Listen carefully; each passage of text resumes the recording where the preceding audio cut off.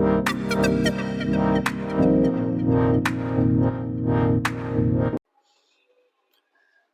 Everyone, welcome to मैथफ्लिक्स।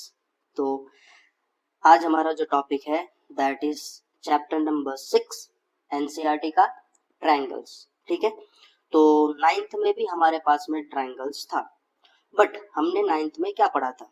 हमने ninth में पढ़ा था कॉन्ग्रुएंसी या कॉन्ग्रुएंट। ठीक है, कॉन्ग्रुएंसी के बारे में पढ़ा था। तो व्हाट इज कॉन्ग्रुएंसी, थोड़ा हम नाइन्थ का 2-3 मिनट का रिवीजन देख लेते हैं, फिर हम 10th में आगे बढ़ेंगे। क्लियर है? तो कॉन्ग्रुएंट होता क्या है? तो व्हेन टू ऑब्जेक्ट और figures have same shape and dimension, then they are congruent। Clear है? मतलब हमारे पास में दो ऑब्जेक्ट होंगे या तो दो हमारे पास में फिगर्स होंगे, जैसे एक पॉलीगन हो गया, ट्रायंगल हो गया, क्वाड्रिलेटरल हो गया, जिनके शेप भी सेम है और डायमेंशंस भी सेम है, तो उसको हम लोग क्या बोलते थे? They are congruent. वो कैसे फिगर्स होंगे हमारे पास में? Congruent figure. मतलब एक हमारे पास में अगर ट्रायंगल है, लेट ये हमारे पास में ट्रायंगल हो गया एबीसी। अब इसका मैं डुप्लीकेट कर रहा हूं ताकि ये सेम ही रहे। ठीक है, तो let we have a triangle A B C and another P Q R. ठीक है, अब triangle P Q R A B C का ही कॉपी है, विच मीन्स कि दे आर सेम। तो यहां पर हम बोल सकते हैं triangle A B C is similar to triangle P Q R. Clear है? यहाँ पर ट्रायंगल एबीसी किसके सिमिलर होगा? ट्रायंगल पी क्यू आर के सिमिलर, सॉरी कॉन्ग्रुएंट होगा। क्लियर है? अब इसको कॉन्ग्रुएंट प्रूव करने के लिए हमारे पास में कुछ एक्सियम्स थे। पहला कौन सा था?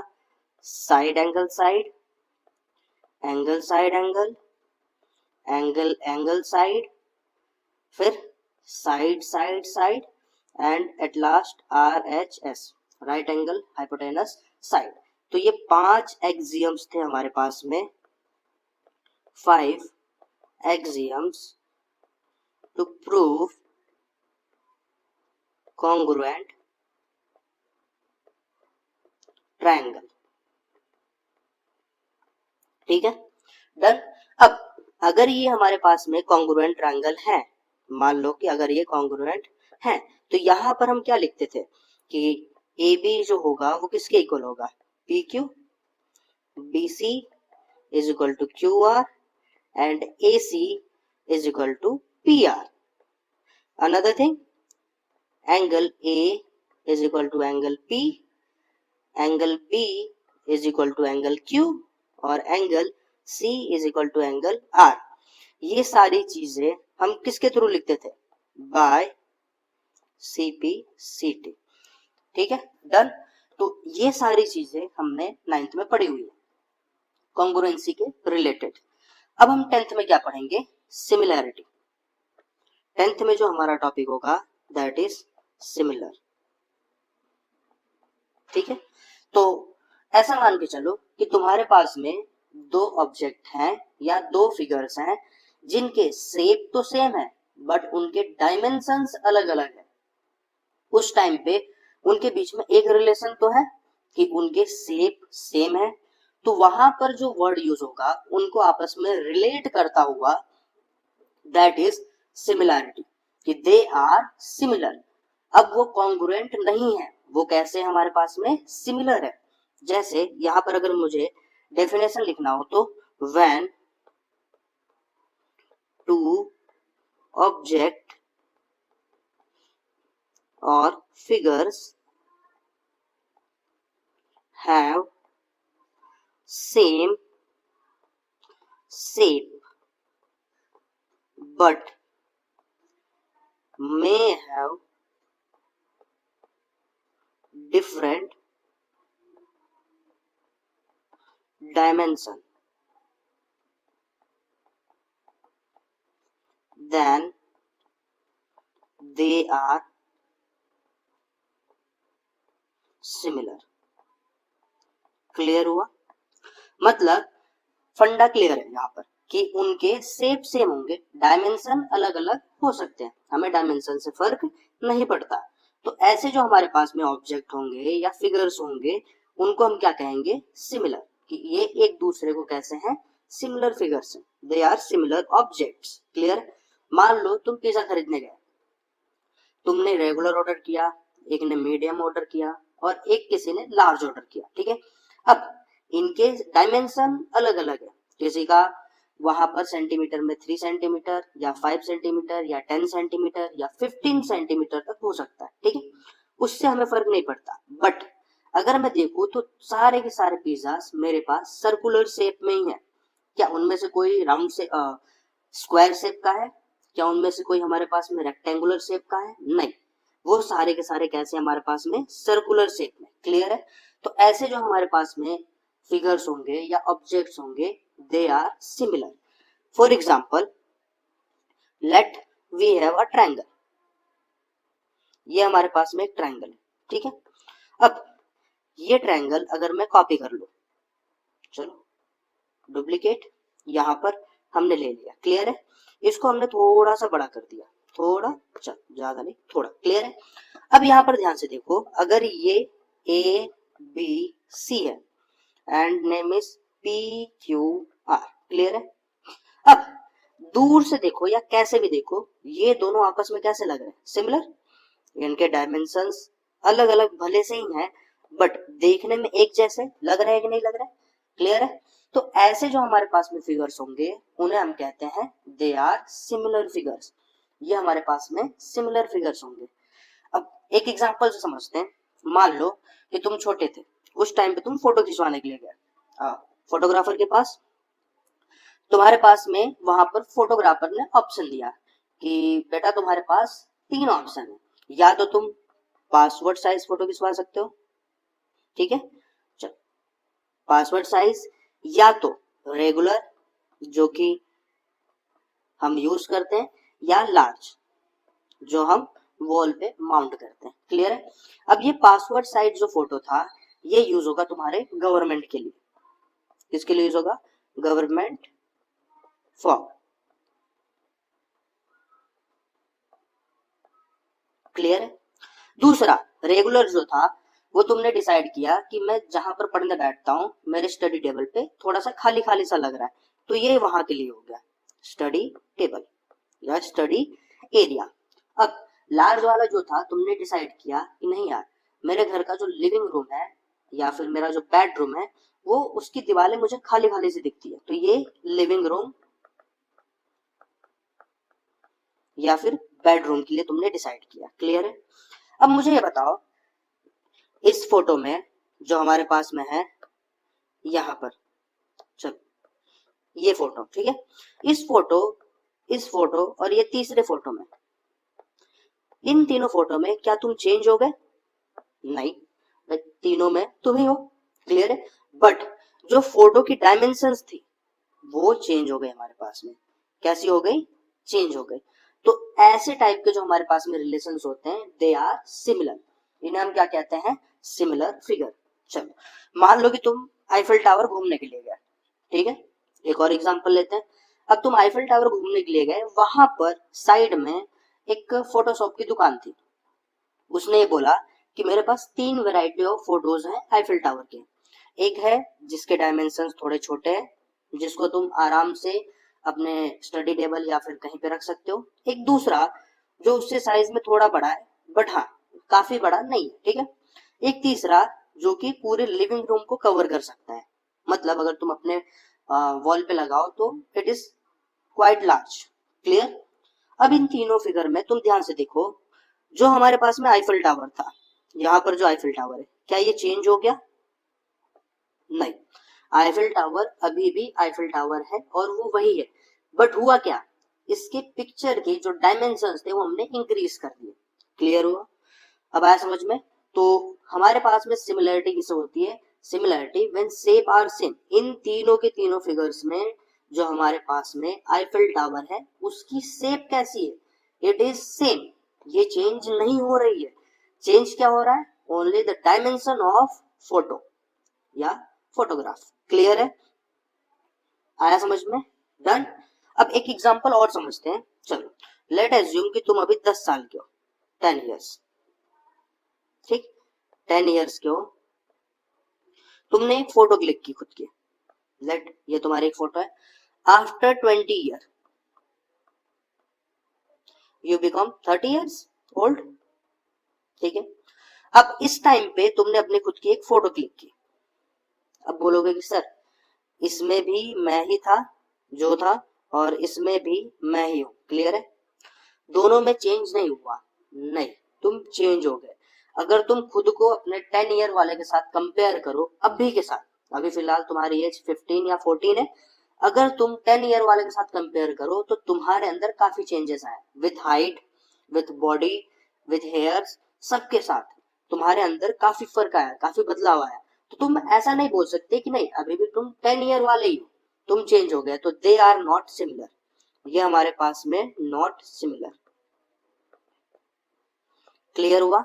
हाँ, बट अगर सेम फोटोज को मैं डायमेंशन वाइज इंक्रीज कर दूं तो दे आर सिमिलर, ये सिमिलर है। क्लियर हुआ? आई बात समझ में? तो सिमिलैरिटी कॉन्सेप्ट इजी है कंपेयर टू 9th जहां पर हमने कॉन्ग्रुएंसी पढ़ा था। यहां पर दो ऑब्जेक्ट या दो पॉलीगन्स, दो फिगर्स हमारे पास में प्रोवाइडर होंगे, just we need to prove that they are similar. अब ये सिमिलर कब होंगे? जब उनके शेप सेम हो but have different dimension. Clear? अब कुछ हम सिमिलर फिगर्स के बारे में बात करते हैं। सिमिलर फिगर्स, तो कुछ चीजें हमारे पास में ऑलवेज सिमिलर होती है। पहला, सर्कल।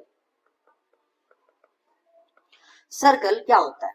एक हमारे पास में सर्कल है, ठीक, एक दूसरा सर्कल है और एक तीसरा सर्कल है, ठीक है। यहां पर चेंज क्या हो रहा है? Let radius R1, radius R2, radius R3। Clear है? तो तीनों ही सर्कल देखने में इनके शेप सेम है but the change are radius. Clear है? तो हम कह सकते हैं कि all circles are similar to each other, all circles are similar to each other. हमारे पास में जितने भी सर्कल्स होंगे वो आपस में हमेशा सिमिलर होंगे। क्लियर है? आई बात समझ में? दूसरा, सेकंड,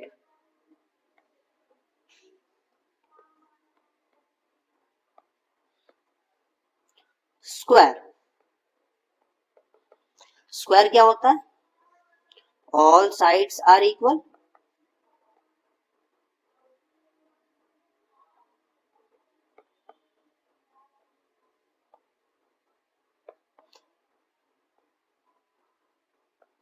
क्लियर है? अब यहां पर ध्यान से देखो, स्क्वायर देखने में तुम्हें एक जैसे ही लग रहे हैं, इनके डायमेंशन अलग हो सकते हैं। इसकी dimension x1, x2, x3। Clear है? But they are same in shape. तो यहां पर तुम बोल सकते हो all squares are always similar to each other. Clear है? जितने भी हमारे पास में स्क्वायर्स होंगे वो हमेशा एक दूसरे के सिमिलर होंगे। सेम वे में तीसरा, equilateral triangle. I hope you know equilateral triangle, एक ट्रायंगल जिसके तीनों वर्टेक्स एक दूसरे के इक्वल हो। ये हमारे पास में, इसको हम थोड़ा सा साइज में बड़ा कर देते हैं, थोड़ा, डन, डुप्लीकेट, यहां पर थोड़ा और बड़ा कर देते हैं, ठीक है। अब ये तीनों हमारे पास में जो स्क्वायर्स आए, सॉरी इक्विलेटरल ट्रायंगल्स आए, late assume length A1, A2, A3। अब ये इक्विलेटरल ट्रायंगल है तो तीनों साइड्स आपस में इक्वल होंगी, तो they are always similar to each other. तो यहां पर लिख सकते हो equilateral triangles are always similar. हमेशा कैसे होंगे? सिमिलर होंगे। डन। तो ये कुछ फिगर्स है हमारे पास में जो हमेशा सिमिलर होते हैं। पहला सर्कल, क्योंकि इनके शेप सेम है। स्क्वायर, ये भी सेम शेप का है। And at last equilateral triangle, ये भी शेप सेम का है। क्लियर है? अब बात करते हैं कि मान लो हमारे पास में ऐसा पॉलीगन है जिसका शेप सेम नहीं है, तो उसके लिए कैसे इंप्रूव करेंगे? तो सिमिलर पॉलीगन, ठीक है। तो अगर हमारे पास में एक पॉलीगन है, उसको सिमिलर प्रूव करना है, तो लेट एक हम पेंटागन एज्यूम करते हैं। सॉरी, ठीक है, थोड़ा सा हम इसका साइज एडजस्ट करते हैं। क्लियर है? ये एक पेंटागन और उसका ही हम एक डुप्लीकेट बनाएंगे विथ डिफरेंट डायमेंशन। ठीक, ये रहा। क्लियर है? यहां पर इसमें हम नेमिंग करते हैं A, B, C, D, E। Late it B P, Q, R, S, T। अगर हमारे पास में दो पॉलीगन्स गिवन है, late A, B, C, D, E, P, Q, R, S, T। ये दोनों पॉलीगन्स आपस में सिमिलर कब होंगे? तो इसके लिए हमारे पास में दो क्राइटेरियाज हैं। अगर वो दोनों क्राइटेरियाज फुलफिल हो रहे हैं तो हम कह सकते हैं कि दोनों पॉलीगन्स सिमिलर है। ठीक है? क्राइटेरिया क्या है? तो यहां पर लिखो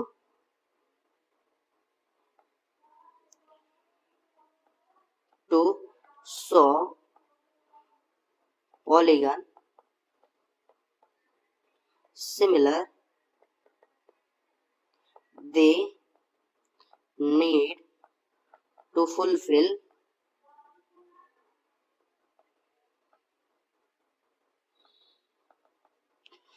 these two given below criteria। ठीक है? अब क्राइटेरिया क्या है? तो पहला क्राइटेरिया है हमारे पास में the sides corresponding sides should be in ratio, in same ratio। first criteria, ratio of corresponding sides should be equal। For example, यहां पर हमारे पास में दो पॉलीगन्स थे, तो करस्पॉन्डिंग साइड्स का मतलब कि A B upon P Q, ये दो हमारे एक साइड हो गया करस्पॉन्डिंग साइड्स। तो A B upon P Q is should be same as B C upon Q R and they all are should be same to C D upon R S. तो इसको अगर हम word में लिखें तो हम ऐसा कह सकते हैं A B upon P Q should be equal to BC upon QR equal to CD upon RS is equal to DE upon ST equal to EA upon TP या AE अपॉन TP।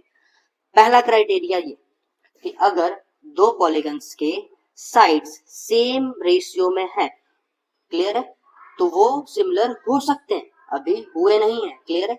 दूसरा क्या है हमारे पास में? दूसरा और easy है, corresponding angles should be equal. हमारे पास में जो करस्पॉन्डिंग एंगल्स होगा, मतलब कि ये जो हमारे पास में यहां पर पॉलीगन है, ये पॉलीगन का अगर करस्पॉन्डिंग एंगल्स इक्वल आ रहा है, मतलब तुम ऐसा कह सकते हो कि angle A equal to angle P, angle B equal to angle Q, angle C equal to angle R, angle D equal to angle S, angle E equal to angle T. अगर ये हमारे पास में आ रहा है तो हम बोल सकते हैं कि दे आर सिमिलर, मतलब कि अगर ये दोनों फुलफिल हो रहा है हमारे पास, कि पहला जो हमारे पास में है कि दैट इज कि करस्पॉन्डिंग साइड्स का रेशियो कैसा होना चाहिए, इक्वल, मतलब यहाँ पर A B upon P Q, B C upon Q R, C D upon R S, E D upon S T और A E upon P T, ये आपस में इक्वल आने चाहिए।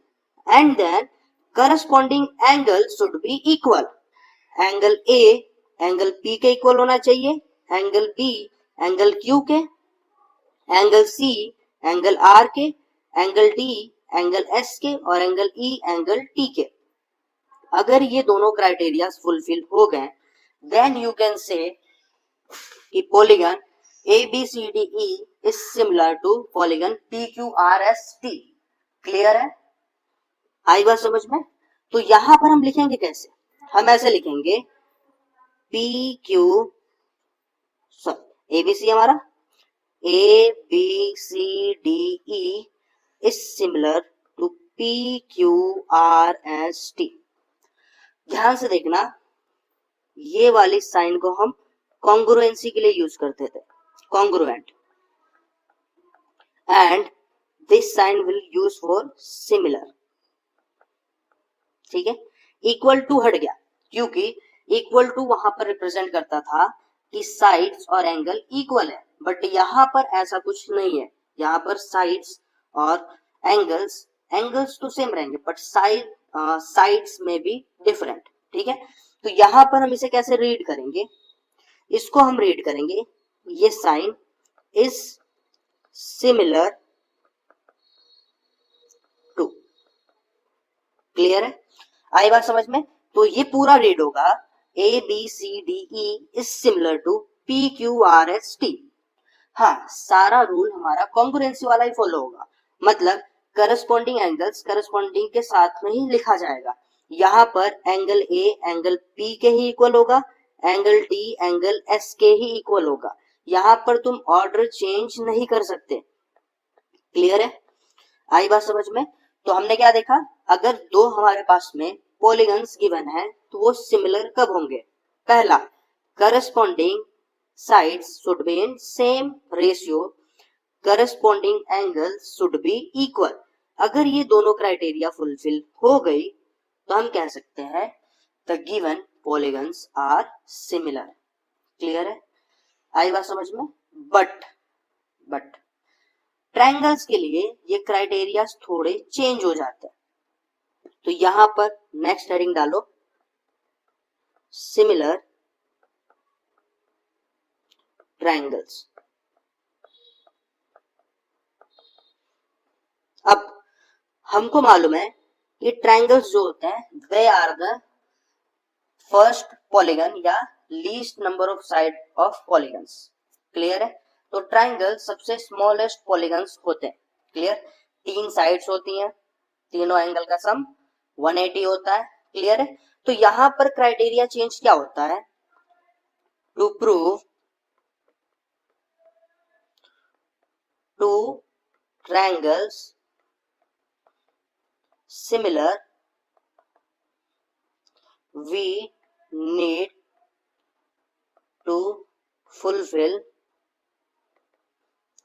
any one of the given criteria।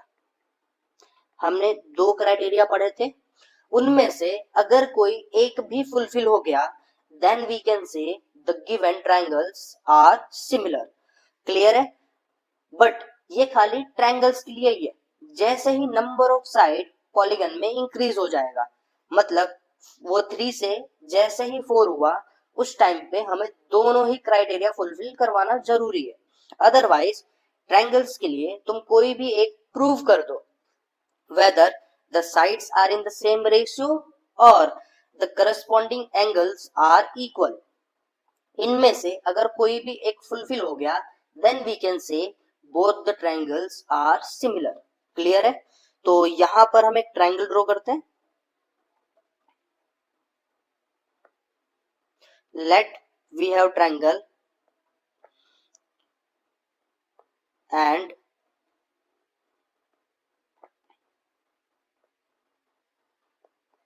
another triangle with same shape and different dimension. Let it be A, B, C, P, Q, R. Clear? The first criteria is ratio of corresponding sides should be equal. Clear?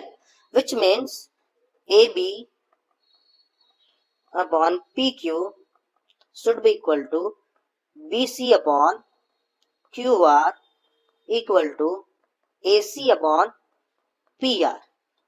Clear? And the second criteria is corresponding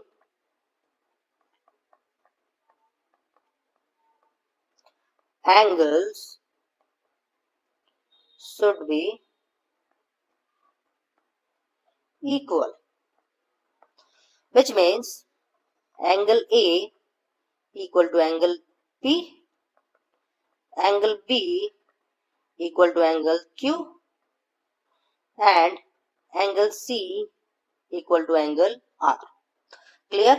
If any one of the above given criteria is fulfilled, यहां पर note करके लिख लेना, if any one of the given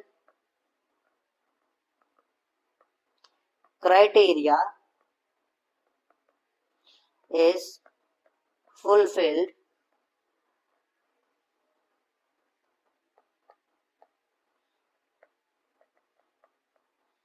then triangles are similar. Clear? Then we can write, अब हम क्या लिख सकते हैं, triangle ABC is similar to triangle PQR. Read कैसे करेंगे, triangle ABC is similar to triangle PQR. Clear? But यहां पर एक कैच है. कैच क्या है, ध्यान से देखो. अगर यही दो ट्रायंगल हम एज्यूम करते हैं, लेट हमारे पास में यही दो ट्रायंगल हैं ABC and PQR. So if in triangle ABC and triangle PQR, जो हमारे पास में दो ट्रायंगल्स थे, if angle A is equal to angle P and angle B is equal to angle Q, let assume कि कोई दो एंगल्स आपस में इक्वल है. एंगल A एंगल P के इक्वल है, एंगल B एंगल Q के इक्वल है. ध्यान से देखना, in triangle ABC I can write angle A plus angle B plus angle C is equal to 180 degree. Clear? In triangle PQR I can write angle P, angle Q, angle R is equal to 180 degree. Clear? But it is already given that angle A is equal to angle P and angle P is equal to angle Q. So, if I find out angle C from here, let angle C can be written as 180 minus angle A minus angle P. Now, instead of angle A, I can write angle P. So, angle C को हम लिख सकते हैं 180 minus angle P, and instead of angle P, let write angle Q, क्योंकि already हमें given है. ठीक है, इसको हम नाम देते हैं equation 1. Now here on triangle PQR, ठीक है, PQR में मैं ऐसे लिख सकता हूं, अगर मैं एंगल R फाइंड आउट करूं तो it should be equal to 180 minus angle P minus angle Q. Let it be equation 2. ध्यान से देखना, फ्रॉम इक्वेशन 1 एंड 2, अगर इस side 180 minus angle P minus angle Q, 180 minus angle P minus Q, अगर किसी equation में RHS equal है, right hand side आपस में इक्वल है, then left hand side should be equal to each other. तो इधर मैं क्या लिख सकता हूं, angle C is equal to angle R. ये क्या प्रूफ कर दिया हमने, देखो ये हमने ये प्रूफ किया कि अगर हमारे पास में एक ट्रायंगल है, लेट इट बी 2 ट्रायंगल्स, अगर उन ट्रायंगल्स में कोई भी 2 करस्पॉन्डिंग एंगल्स आपस में इक्वल है, then due to triangle angle sum property, triangles में एंगल सम प्रॉपर्टी होती है, that is sum of all angles is 180. उसकी वजह से जो तीसरा एंगल्स था वो ऑटोमेटिकली कैसा हो गया, इक्वल. तो यहां पर जो हमारे पास में सेकंड क्राइटेरिया था, corresponding angle should be equal, अब इसमें हम थोड़ा सा अपनी तरफ से मॉडिफिकेशन कर सकते हैं, that is instead of proving that all 3 angles are equal, और we can say all 3 corresponding angles are equal, अगर हम कोई 2 एंगल्स सेम प्रूव करके दिखा दे, मतलब angle A angle P equal, angle B angle Q के equal, then angle C is equal to angle R, ये ऑटोमेटिकली प्रूव हो जाएगा. इसे हमें करने की जरूरत नहीं पड़ेगी. आई बात समझ में? तो यहां से तुम लिख सकते हो कि हमारे पास में एक और क्राइटेरिया ऐड हो गया, that is in triangle ABC and triangle PQR, if any 2 corresponding angles are equal, then they are similar, because third angles become automatically equal. Clear है? तो चलो ठीक है, आज के लिए इतना ही. तो हमने क्या पढ़ा आज, हमने ये देखा कि अगर हमारे पास में 2 ट्रायंगल्स गिवन है तो वो सिमिलर कब होते हैं. तो वो सिमिलर कब होंगे, जब हमारे पास में ये दोनों क्राइटेरिया फुलफिल होंगी. पहले या तो तुम प्रूव करके दिखा दो कि all sides are in same ratio, और या तुम प्रूव करके दिखा दो कि all corresponding angles are equal. But triangles के लिए हमें इन दोनों में से कोई एक क्राइटेरिया की जरूरत है. फिर हमने ये देखा कि ट्रायंगल में एंगल सम प्रॉपर्टी की वजह से हमें तीनों एंगल्स इक्वल प्रूव करके दिखाने की जरूरत नहीं है. अगर कोई 2 एंगल्स आपस में इक्वल है, मतलब अगर एंगल A एंगल P के इक्वल है, एंगल B एंगल Q के इक्वल है, then angle C angle R के इक्वल ऑटोमेटिकली हो जाता है. क्लियर? तो यहां से हमने एक और प्रॉपर्टी ऐड कर दी कि इन triangle ABC and PQR you need to just prove that any 2 corresponding angles are equal, to prove them they are similar. Clear है? तो ठीक है, आज के लिए इतना ही. नेक्स्ट टाइम हम पढ़ेंगे BPT. आई होप अवेयर होगे, और ये 5 मार्क्स में हर साल पूछा जाता है.